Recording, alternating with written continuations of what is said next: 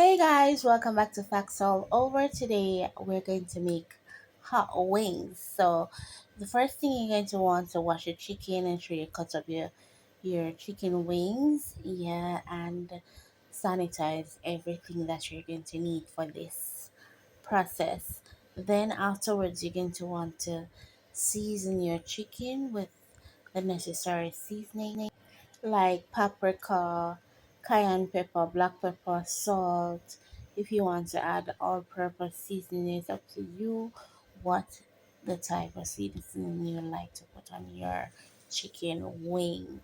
If you would like to add hot sauce, it's up to you. So the next step is to make the sauce. So you can add paprika, you can add sugar, you can add ketchup, you can add barbecue sauce, and your little salt and vinegar and a little bit of browning just to make these hot wings. Alright, so there's multiple ways you can do this. If you want to dip the chicken in flour or you want to just fry it or air fry it.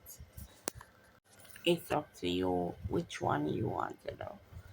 Then the next step after you fry the chicken wing, you are going to coat it with the amazing sauce that you have created. And when you have created it, you can plate this lovely chicken wing. Now this looks so delicious. You just want to get bites into one. Yummy.